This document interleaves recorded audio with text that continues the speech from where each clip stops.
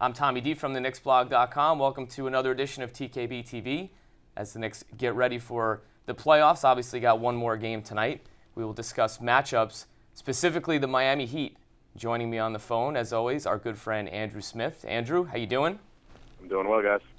And in studio, hoops critic Brian Geltzeiler. How you doing, Brian? It's all good, Tom. How you doing, bud? I'm doing well. All right.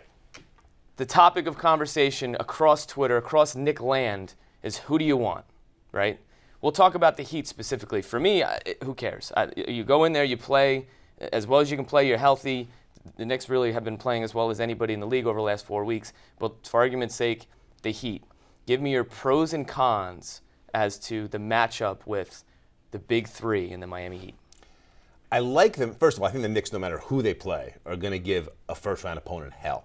I think they're going to. You're absolutely right. They've been playing very well. When you look at their matchup with the Heat, the fact that the Knicks are weak at point guard right now, Tommy, is not going to make a big difference in that series. The Heat are not going to kill you from that position. So I like the fact that the Knicks' major weakness is not exploited against Miami.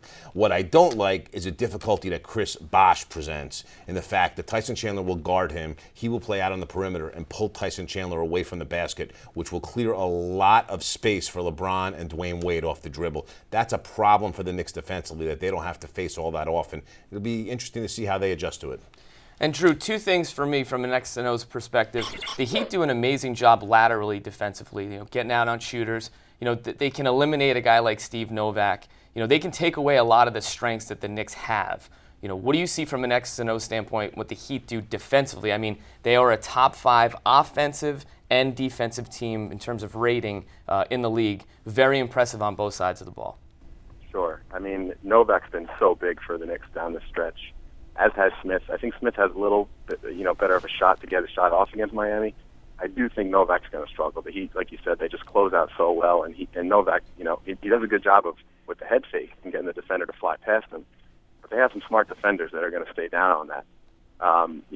As we talk about preparing for the series, we can talk all we want about who the Knicks want. I can guarantee you that Miami does not want to see the Knicks. I think Miami's better, but they would much rather see Philly in this situation.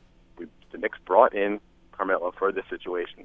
You can't beat stars without other stars, so it's not going to come down to Novak and Smith and Chalmers and Battier. Those guys are going to hit shots, but this comes down to their big three against the Knicks' big three. Clyde said it last night, Brian, on the telecast. It really is 3 against the rest of the Knicks because their defense is, or the rest of their depth is not great. I sort of disagree with that because they have shot makers. Chalmers, James Jones, Mike Miller, all great catch-and-shoot players. We mentioned Novak could be really kind of taken out of that because of the closeout opportunities that Miami presents. But it really is going to come down, in my opinion, to the guards in the backcourt, specifically Davis, J.R. Smith, who I think is going to be big in the series. Guys like Shumpert. The Knicks really struggle in knocking down shots. I think that's a big advantage for the Heat in this series. It's an enormous advantage for the Heat. The other thing about the Heat you have to look at is this. Guys like Battier and Mike Miller and Haslam didn't play well in the regular season. These are guys that they have there for the playoffs. So I think you look at that supporting cast, and you have to look at it a little bit differently in the second season as opposed to the first season that we just went through. With that said, yes, I think the Knicks are going to struggle making shots, which is going to make it that much more important to get to the rim. So what Shumpert does off the dribble, what J.R. Smith does in the pick and roll, which we've seen very effective lately, what Carmelo does on the low block, these are going to be things that define this series for the Knicks and then being able to score. Because the Knicks have been able to score pretty well lately, but against Miami's playoff defense, that's going to become a heck of a lot more difficult, and what they do closer to the rim is going to be the telltale factor. And Drew, you're talking about the stars here, and a lot of it is 3-on-2 with obviously James, Wade, and Bosh, and then Amari and clearly Carmelo. Specifically, let's look at the matchup with LeBron and Carmelo. Where do you see that matchup going? Obviously, Carmelo does a great job offensively. LeBron could be the defensive player of the year if it weren't for a guy like Tyson Chandler and several other options in that category.